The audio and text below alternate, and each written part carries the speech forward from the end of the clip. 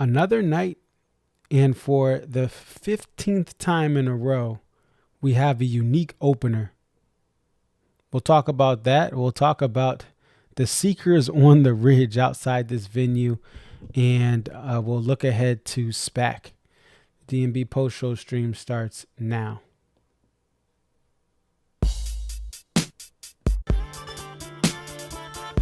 It's your boy Concert Viz 34 back at home. What up? What up? It's your boy Concert Viz 34. Yep, so your boy Concert Viz 34 coming to you here. What up? What up? It's your boy Concert Viz 34.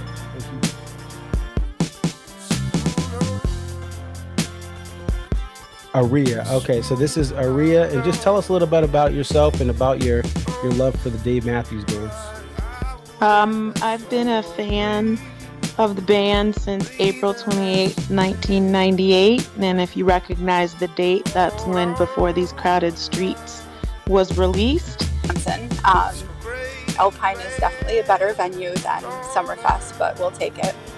I think I've been going to shows for about 20-something years. I always tell people, like, compare DMB to now to when I first started. And I got started, in my opinion, I feel like I got started late. Like, I was at the very end of the band's prime.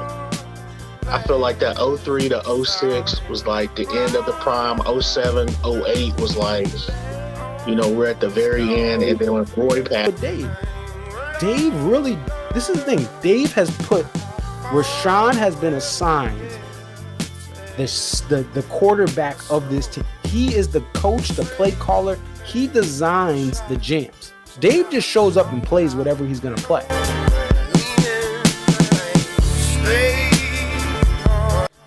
Virginia, what up?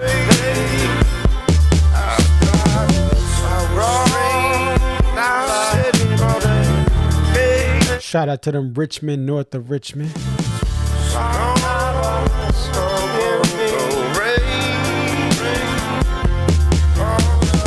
Petersburg, what up?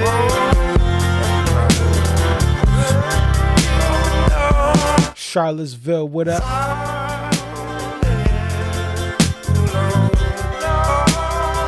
Manassas, what up?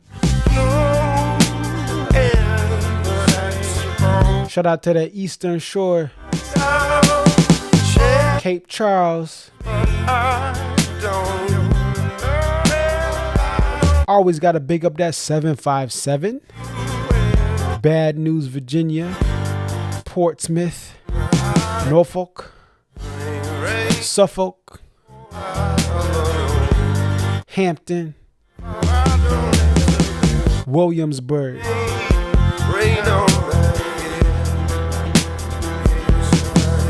Shout out to Fredericksburg.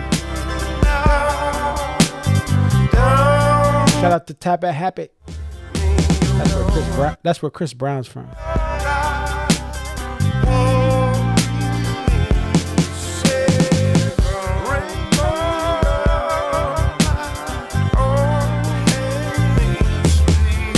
Chesapeake, what up?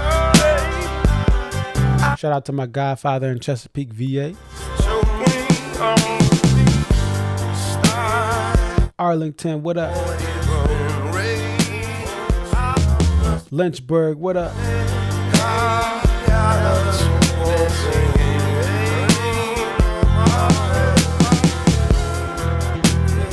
Shout out to that DMV as well. PG County, Anne Arundel County, Montgomery County, Maryland, I love you.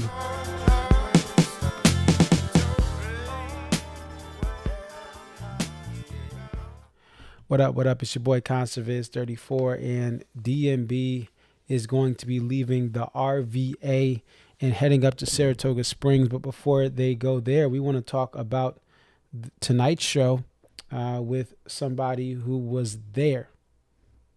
Because that's what this show's about. It's not about me talking about everything from home. We got to hear from the fans that attended the show. So without further ado, we're going to bring back by popular demand, Steph. Steph, how you doing tonight? Hey, I'm good. How are you? I'm doing well. So we talked to you night one. There was One Way Out, like the Allman Brothers Band, And how was the exit here for tonight's show? Let's start off there. I think it was the same. We sat in a little bit of a different area. We still sat on the lawn, but we kind of sort of, with knowing that that was kind of what we figured would happen, we were closer to some steps so that we could just make a quicker beeline out. So I'm pretty sure it was the same exact thing, but we had an easier time of it because we didn't waste our time going backwards thinking we could leave out the other way. Well, that's good to hear that you learned from yesterday. It still is unfortunate that they have not figured out a way to let people out multiple ways. Usually it's the opposite. You want less entry points so you can secure the venue, and let's hopefully they'll get it done. So for tonight's show, what'd you think? What was this show like compared to last night? This show, I can't say that it was better than last night, but it was just as incredible. I feel like, and you'll probably say this because you're the stats guy, and I just am letting it wash over me, but I really feel like we were still in the 90s. It was an amazing time. Like it was just so nostalgic. Um, we got ants marching and two step in the same set, and it was just incredible. I said at the end of tonight, I'm like, never miss a Richmond show. I don't think we'll ever have another one, but never miss a Richmond show. It was great. We'll have to see because this venue obviously is very small for DMB, but when your manager is the person who made this venue a reality, just as they do smaller venues like Guilford and SPAC, maybe they'll come back. Hey, listen, Fish did a small venue in Philly that is very small as well and same type of high demand. So you never know. Speaking of you never know, we have nothing from Busted Stuff. It's the birthday of Busted Stuff. Yeah, that I did. So I didn't let that overtake my mind, but I definitely thought earlier in the day, what a great opportunity. But things were still really great. So I'll be okay. We got drive in drive. Wait, drive in drive out isn't on Busted Stuff. What did we get yesterday? Was Busted Stuff. I feel like we got something from Busted Stuff yesterday. So So if we go back to yesterday's set, let me just take a quick glance there. It was tied for first place. 4 Busted Stuff songs. There were 4 Crash last night. So you had Big Eyed Fish in the Bartender, Gray Street. there we go. And then I believe it was where you wait. No, let me make sure. Grace is gone. Grace is gone. That's So right. those Yeah. are the 4 all played in the first 10 of the set. So Busted Stuff busted out yesterday, but I guess they were celebrating their birthday today. But I think the other landmark thing, the Stone has not been played in the state of Virginia since 2005. And tonight it was finally played for the first time since 2005 in the whole state of Virginia. Seaville, no Stone. Seaville's never had the Stone. They've had Shotgun, Wow. Blackjack, all sorts of stuff, no Stone. And Virginia Beach, I believe it was at Virginia Beach was the last Stone that was played in Virginia. And so what was it like to get that song here at the 2 spot? Incredible. I was like, wow, already? Like it was just, yeah, amazing. Incredible. I don't really think about the Virginia aspect of it, but thank God I travel, I guess. Yes, because you wouldn't have Yeah, gotten it for 20 years if yeah, you it would didn't have been a go. million. It would have been a million years, but no, yeah. I mean, it's always a great song, so yeah. What were some other like kind of highlights for you during this set? I'm gonna tell you the funniest highlight that I can't get off my mind is when Dave thought it was time to play Drunken Soldier, and it was time to play Word Up, and I was like, wow. So thankfully, we recovered and we went back to Drunken Soldier, but that just tells me that maybe Dave doesn't like Word Up either because he was ready to skip Yes, it. yes. His mind was like, hit that skip button. And yeah, so if Yes. you did not watch the couch tour or if you weren't at the show, Dave went into that A minor note there and by himself. It was just him. And as the song does typically start off, but I think through the IEMs, they can talk to each other through their in-ear monitors that they have in. I think someone's like, bruh, Dave, no, no, no, not yet. Yes, it And was like, yeah, it was a total pause. The video screens in the back were like, it was almost like they had to like reconvene, like, what are we doing? And then they started that song, and I had to have a seat. I was like, literally, I was so happy that song was getting ready to start. And then, you know, how we all feel about Word Up, and the crowd loved Word Up. So, you know, whatevs. But that would be the highlight for me because I was just like jaw on the floor, unsure, but then we recovered and we recovered well. So it was great. and speaking of that portion of the set list, after Drunken Soldier, they were supposed to play Stay, Oh, I didn't know that. but it got cute without the E cut from the team, and they went right into So Right. Perhaps that was a timing mechanism there that they just wanted to keep going so that they could get everyone out in time. But So Right was the only song that was cut. Some Devil was picked as the Dave's solo choice because it just says solo on the set there. That So was beautiful. That was it. That was just perfection. yeah, I'm not gonna lie. Being at SPAC the next two shows, I was a little upset that they played So Right because this band they are repeating stuff between two night stands, but a lot of times they're leaving songs on the shelf for longer and putting more songs out, more unique sets. So I was like, oh no, we may not get it at SPAC, but You will. I've gotten it twice this year. That's only my third show of the year, and I've gotten it twice. I thought about that, not to make anybody jealous because I don't like to brag. But I was like, golly, they opened with So Right at Merriweather. okay. And then we got it tonight, and I was like, "Oh, excuse me, Dave, you're being extra polite." Like, holy crap, great songs. I mean, there wasn't a whole lot of deep, deep tracks tonight as far as people who think deep tracks, but we were living in the 90s. We were living in the early days. It was great.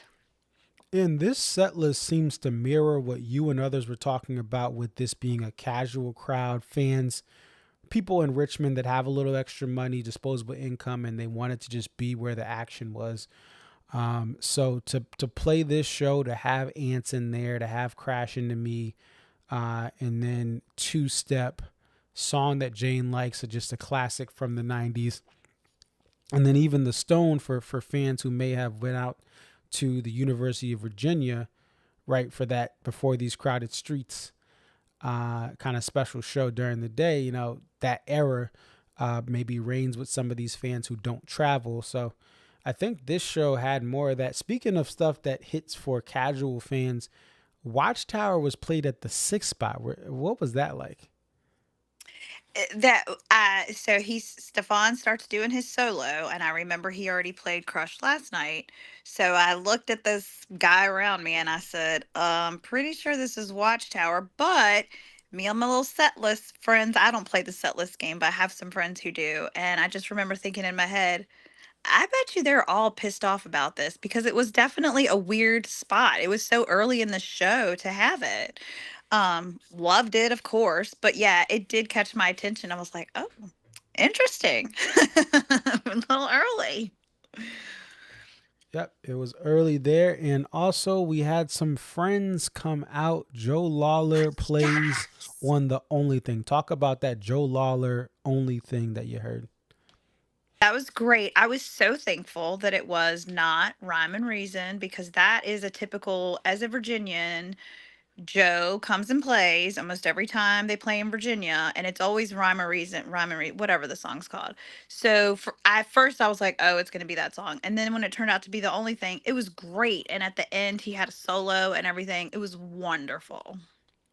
It was a good one.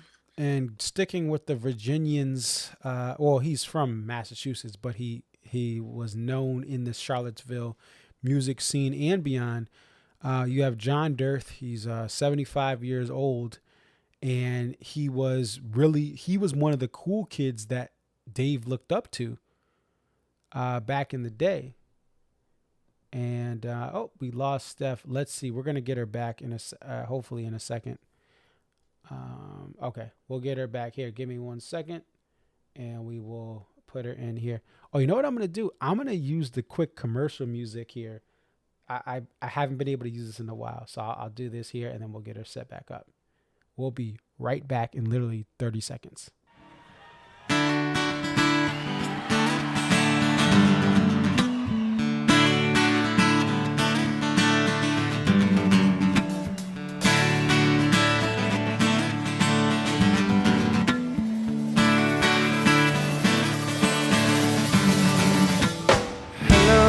How are you doing today? I hope I find you feeling healthy. I'm so glad our paths crossed this time today on our way into the... You got me? And folks, we're back. I hope you enjoyed the granny commercial music I just played, guys. Yes, technical difficulties, but Steph is back. We were talking about John Sorry. Dirth. Yeah, you're good. We were talking about John Dirth. He was one of the cool kids in the Charlottesville scene back in the day, late 80s, early 90s, when Dave is in town exploring. And so what was it like to hear him on Proudest Monkey and Typical Situation? It was great. I always love when John Dirth comes and plays. I've seen him play at Miller's before because he plays every Thursday night. So as a Virginian, having him there, I was super stoked that he was there because he definitely always makes it out for the Seaville shows. But obviously, whatever. So I liked him better on the second song, obviously, than the first song. Proudest Monkey for me is, it was great. He's great, but it's just not my favorite song. But as Dave would say, and if you have to bleep me, you can, but John Dirth is a bad motherfucker. Anytime I see John Dirth, I'm like, bring it. I think he's the most he's a cool guy. He's awesome. And I'll say this, that Proudest Monkey, again, I was not physically there. Shout out to the couch tour. But that Proudest Monkey, I'm not, modern day Proudest Monkeys, I'm not as big of a fan of, but I absolutely enjoyed what he did there. He showed you that a trumpet player can play the trumpet below the high ports of the treble clef and just still work his magic, and he's just one of the best that can do it. Obviously the OG trumpet collaborator with DMB. And I'll say this, that Typical Situation, I believe it was Typical Situation, he was like doing things with like his breathing that maybe the average fan can't appreciate, but I'm a former honors clarinet player, so I know about breathing exercises and being able to use your diaphragm. And he was doing some really cool like type stuff. And again, that's John Dirth, man. That's just who he is. His dad fought in World War II and loved jazz and passed it along to his son. And that's who we have. A great man from all accounts, from what I've heard, lost his wife in 2017, which is tragic. But still just one of those people that supported Dave Matthews and supported what would become Dave Matthews Band in the early days. Yes, and he still shows up and he's just so humble. He's just a regular guy in town, but he is definitely part of the fabric of this band, despite the fact that he may not play with them all the time. When he's there, I can't say enough good things about John Dirth. He's so awesome. All right. And we want to talk next about what I'm calling the Seekers on the Ridge night 2 here. I have a photo up here of somebody that sent me this from Instagram that shows fans on behind the barricade and outside of the gates looking in. Was it seem like there were more people tonight that were kind of outside looking in than last night? Kinda, yeah. I mean, we were at a different spot, but when I looked over, and I know a person specifically, or I know a person personally. They didn't tell me, but I saw where they posted on their thing. But I saw them inside of the show last night, and they were outside of the show tonight. They even said I couldn't get a ticket, so I'm out here. So, I would say 100%. Once people, because you know how this fan base is, once word of mouth spreads, I guarantee you more people showed up tonight and stayed out there. Yeah, so the word got up and people decided to go for free 99.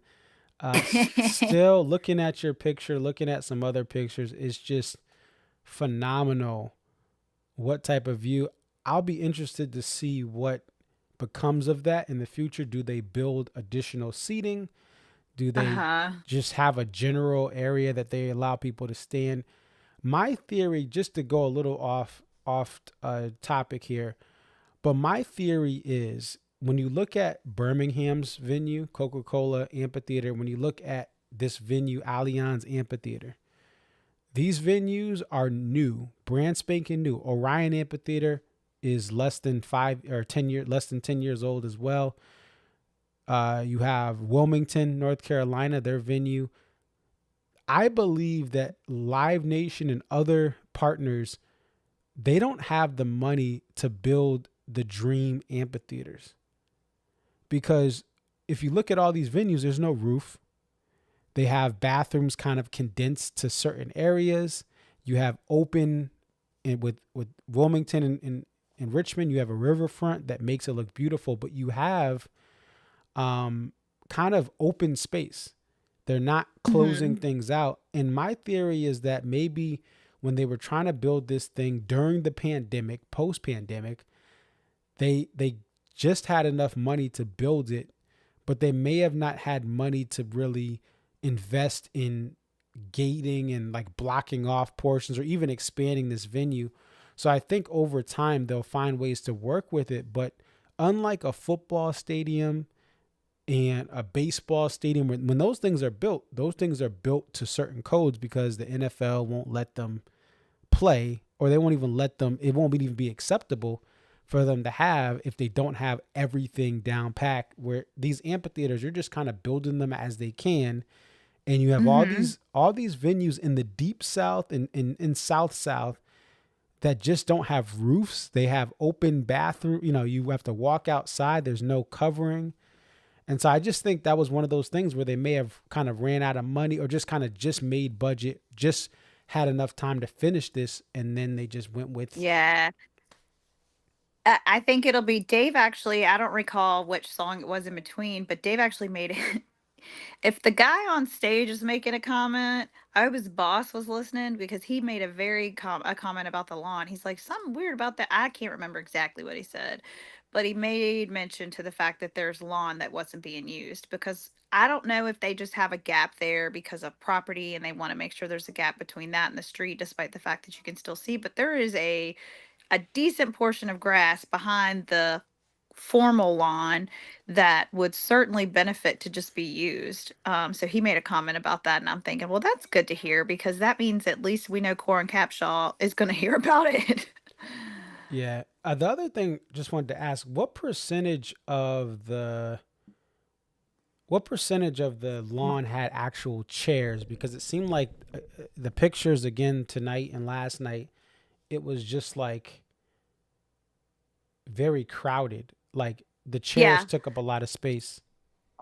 They do. It was chairs everywhere, literally everywhere. I mean, you saw a few blankets. I took a blanket in last night because of the water and stuff like that. Tonight I actually ended up with a chair too. My mother-in-law paid for it, but because I told her I wasn't giving Live Nation money for chairs because it's greed. But I do know she got a survey, and so anybody else listening to this that went to the show or goes to any other shows for that matter, that she said she did get a survey from the amphitheater, and she's going to let them know, some of the feedback, because, the chairs are taking up way too much room, and obviously the exits were a thing. But no, those chairs, and it's not just this amphitheater, it's all of them now, because they make the chairs, they're those wide big boy chairs that you can take out on the beach. And so yeah, they take up too much room, definitely.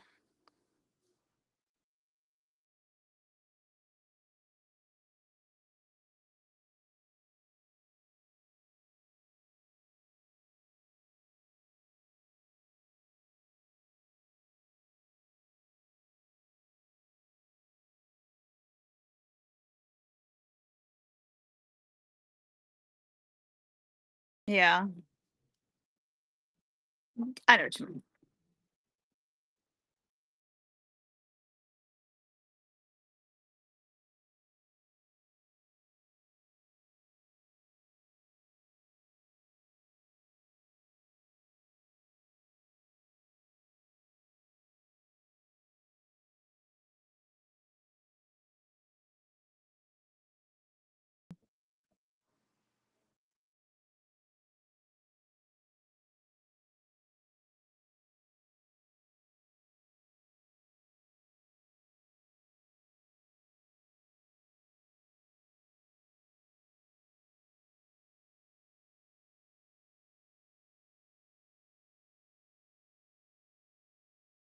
Or that or blankets, because blankets don't take up nearly they take up room, yes, but you can move those and they're not as obnoxious as chairs. You're not going to trip over them, stuff like that.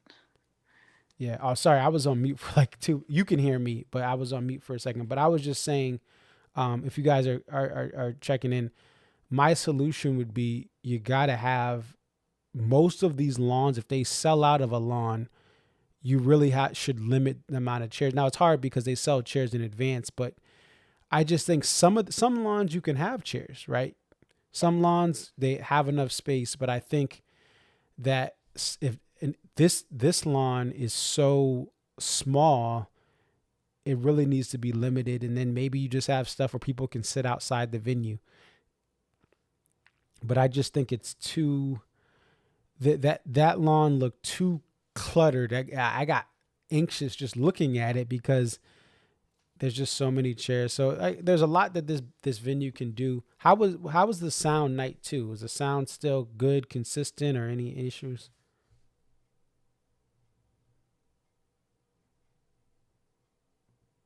Oh wait, hold on. I gotta give me 1 second. Let me just. You could. I think what happened is you hopped out. Let's see if we can.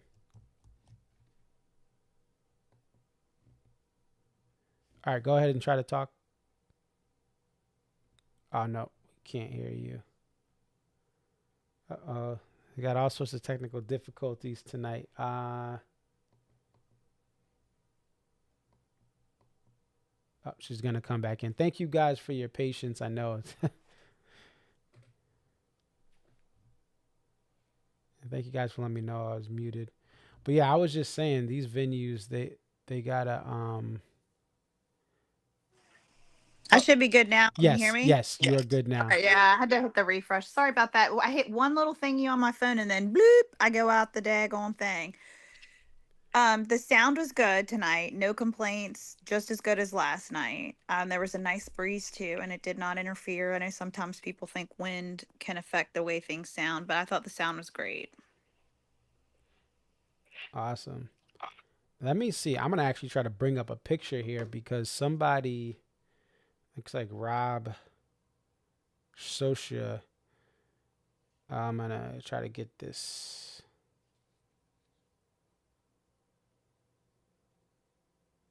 I'm gonna try to bring this up because this is looks like someone literally had a couch tour.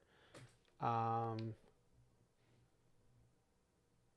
let's see if we can bring this up.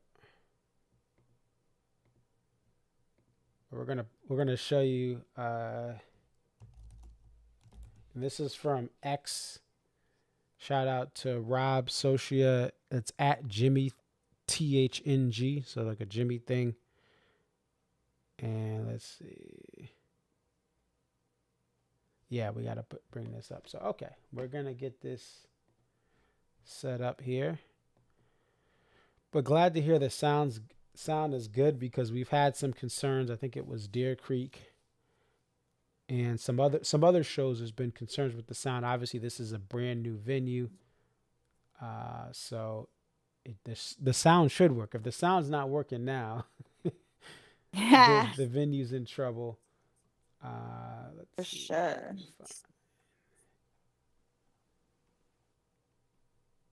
Any bubbles tonight? No, I saw them last night, but not tonight. I saw. I think it was Meg had posted something about Yeah, that. Jeff Yeah, Jeff had made a post on Facebook like a couple of days ago, I guess after the second night of Deer Creek, and Yes, and people he brought was him to just like, Seaville. I mean, not to Richmond. to yeah, This fan yeah, base and is but horrible. they just don't think about like the fact that like the people on stage, they're human beings. And I was like, would you're blowing a horn. Would you really want to suck in a bubble? Like, can these people use their brains ever? But I Yeah. digress. What happened to going to shows and listening to music? Like, why do people have to talk, blow bubbles? Oh You my know. gosh, yes. And the beach balls. And I know beach balls. There was a time in my life where I thought that was so cute or that was so cool. But then, Jeff's actually a great educator to the community because he's like, please don't throw stuff at us. And I Yeah. thought about that and I thought, you know what? I know beach balls are semi harmless, but I remember used to wonder, why do they always stab the beach balls? Well, because it interferes with the artist. Like, Right. just let them do their thing. Yeah. And I know this will be controversial, but why do we need glow sticks? Why do we need the we like this band invests thousands of dollars in their lighting rig, and but people need glow sticks, and then they hit people and give kids concussions. But anyway, I digress. Let's pull up this photo of the couch tour. So I don't think you'll be able to see it, Steph, unless but there's a gentleman who was behind the gate, and what also I see here is there's other people that behind the gate they brought their own chairs. So the benefit of this venue, if you actually just don't buy a ticket, if it's sold Uh-huh. out, but someone has a blow up couch, looks like they have a lovely lady next to them, and Ah. they're living the life here with someone.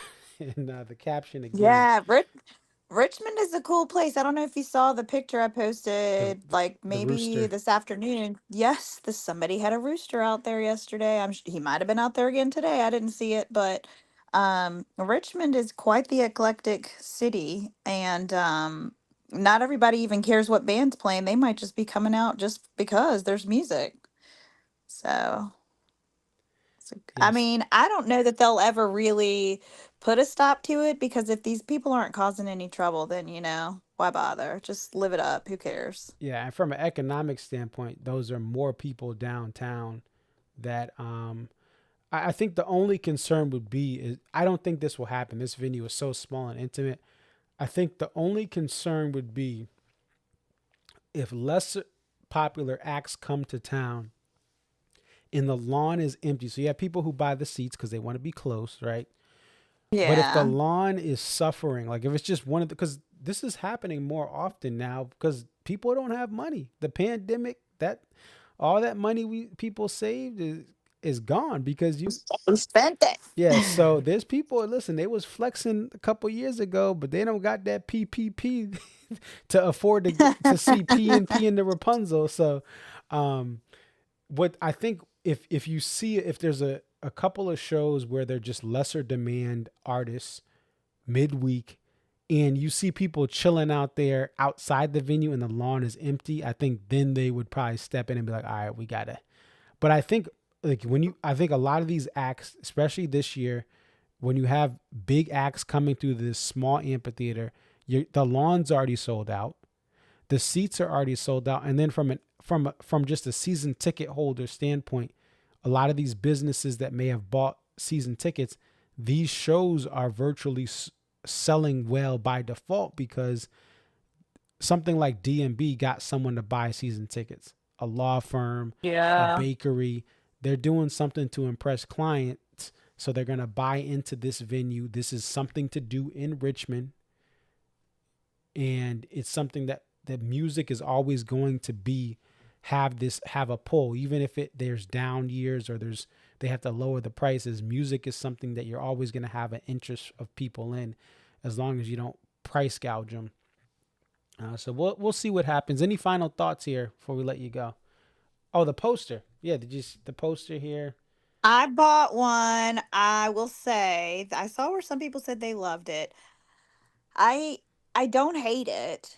I think I had higher hopes for something a little bit more in depth from a Richmond slash Virginia standpoint. I think that they really, no shade to the artist, but they really dug deep with the state bird. And that's the cardinal. So I bought it because it's got Richmond, Virginia on it, and I don't know if we'll ever have another show here, but it was okay. It was just okay. I don't hate it, but I do not love it. All right, fair enough. And I think they definitely got some mixed reactions online here, but it's a poster with reference to the state bird. So there's research done. It's not just some random thing mixed Yeah, and matched. And so there you go. Thank you, Steph, for being on. And we absolutely. hope that you get some more shows out here, whether it's Richmond. Obviously, Virginia Beach was left off, and I think it was because they wanted to get Richmond to be that highlight. No Bristol this year either, right? Nope, it was Meriwether and then Yep. here, yeah. Yep. So that's in Maryland. So that everyone from Northern Virginia had to go through the Beltway to get to that show in I believe that's Montgomery County, Maryland. But hey, have a good night. Thanks for being on. Take Thanks. care. Talk to you later. All right. Bye. Bye. All right. So I want to thank Steph for coming on. And again, longtime D&B fan since the mid 90s. And went to these shows that are literally in the town she lives in, Richmond, which is special for her because usually she's driving hours upon hours just to get to a show, even if it's in state. No,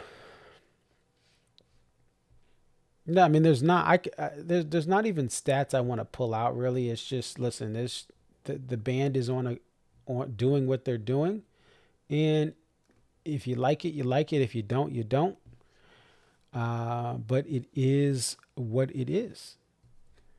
And so I'm excited for what this band is doing. I appreciate the extra effort that they're putting in to make the opener slots be unique, the closing slots be unique. And I think we have another show again where there's not a lot of space for bathroom breaks. You could argue Proudest Monkey, but I think with John Dirth, he really made Proudest Monkey worth staying at your seat for. The way he soloed there, again, he's been playing on these D&B songs for 30 plus years. And playing with many of these musicians for even longer and been in the same scene with them, Carter and Dave. But, man, great closer and two-step, or encore closer and two-step. Got Dive In coming back. You got American Baby intro with its 4th spot of the year. Still no break free. So we'll see what happens with that. And so what is next? We are on to Saratoga Springs. And so I will be at both SPAC shows. I will be at both Guilford shows. And that's it for me this year. That's it, man. I'm trying to hang with my son, man. It's the early days. I don't want to forget it. And I'm sorry I'm not going to 17 D&B shows while my son is in his first year of life. I love my family more than I love D&B. And so I'm not going to, I'm trying to go to the Gorge with a 2-month-old. Well, he's 4-month-old. Like, what should I do? No, I'm going to have fun with my son and my wife and the rest of my family, and just do the 4 shows, call it a year. Oh, speaking of things, this is funny. This is, let's get to this because I didn't realize Bela Fleck responded to my Instagram post. So apparently I was making people nervous in the Bela Fleck in the Flecktones camp because I pretty much was calling out things. So this is what I had as a reply. I bought my tickets today to Boston. You can get there's a pre-sale that went on today. VIP and regular tickets were on for pre-sale. So I'm going to Boston later this year to see them. But he said this was on a video where I was talking about the tour and how I had pieced together this tour thanks to my some leads and some sources not tied to the band themselves or any venue, but someone who had overheard something at a meet and greet. But Bela said you were really early on this, had the team sweating a bit on how accurate your info was. So what was the info that Victor Wooten had told my friend? Hey, we're thinking about having this tour in the winter for next year. It's still being in its early planning stages. And then from there, thanks to, again, people looking in, seeing some different things, there were Flecktone dates for some of the shows that were online on the venue's websites, but not announced by the Flecktones yet. And I think they were trying to secure some other venues, which I said they probably haven't announced it because they're going to secure some other venues. And there'll probably be a couple of shows before Michigan, right? I think it was the Ann Arbor show. I was like, there'll probably be a couple of shows before. And lo and behold, there were Nashville. And this is just using logic after, getting a strong lead on a tour. And so people are like, I don't know. And, DMB is going to tour. Like, listen, this is, if Victor Wooten said they're going to do this tour, I didn't just pull this out of nowhere. And it takes, this type of stuff takes time. It takes a year or plus to plan this stuff. So I appreciate Bela Fleck and the Flecktones and their whole team to make this possible and to have Jeff on this tour, because that is a reason that I am even more excited. I've never seen the Flecktones with Jeff Coffin. Only seen them after he had left for DMB. So to see him with the current lineup that had been touring since his departure, it's exciting. But I thought that was funny. He's like, man, everyone's like, oh no, how does he find out? Like, and it's all the dominoes just kind of fell where they were. But I'm excited for that. All right, so SPAC. Spickety SPAC. I will be at SPAC. I will be at Guilford. So the plan is for me to capture both of these shows. I will be kind of center and back both nights. And so come say what up. If you see me around, say hi. I'll probably be out and about before I go to my seat, just talking, hanging out. Night 2, we've been doing this the last 2 years. What I will try to do, I'll keep you updated on social media, but I will try to have another meetup again. It's been fun talking to you guys. So I will try to get into the gates, depending on the lines. I will try to get into the gates Saturday to a point where for 30, 45 minutes, I'll be outside the VIP entrance, not directly outside, but a little away. I'll post, hey, I'm over here, you'll see me. But like 5 black people at the show, right? But anyway, no, there's actually more than that nowadays. It's actually interesting. And shout out to Space Dreaming. Hopefully I'll see you there, Space Dreaming. He's another DMB brother, a brother who likes DMB. Shout out to my boy John Dix.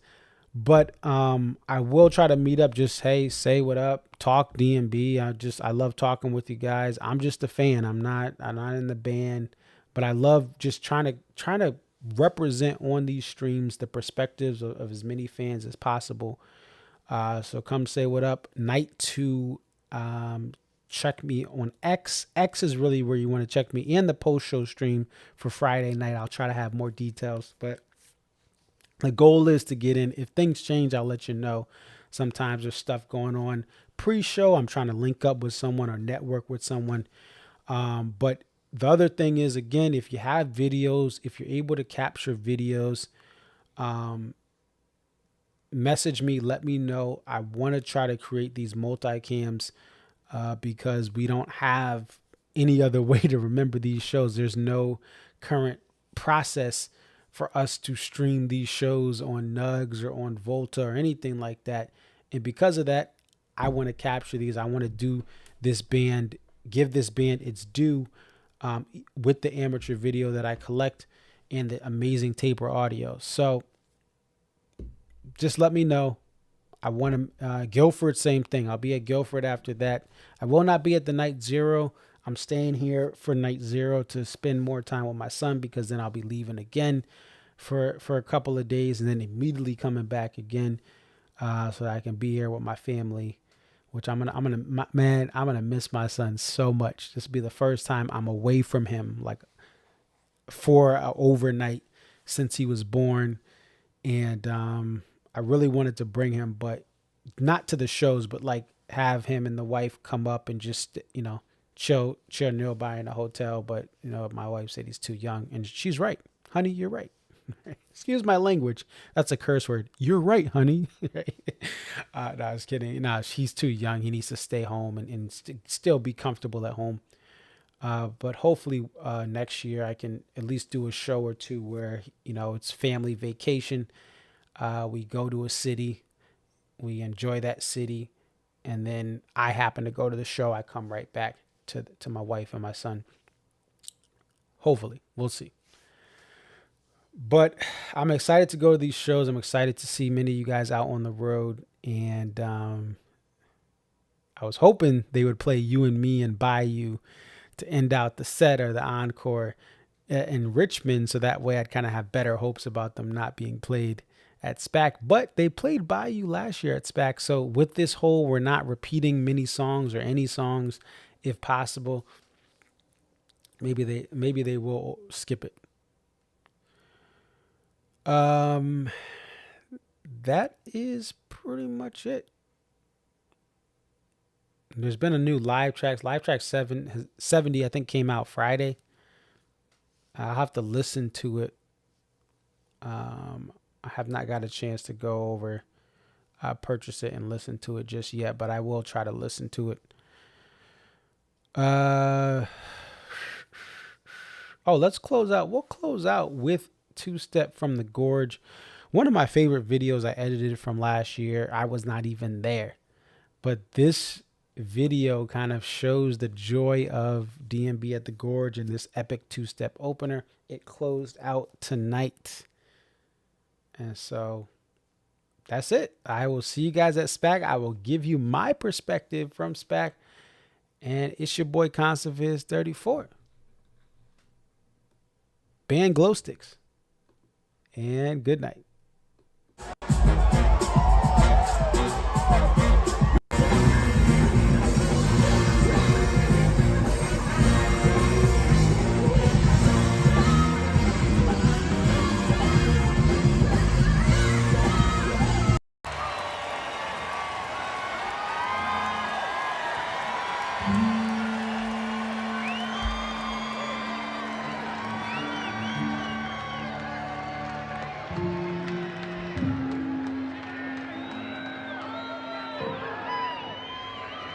Thank you.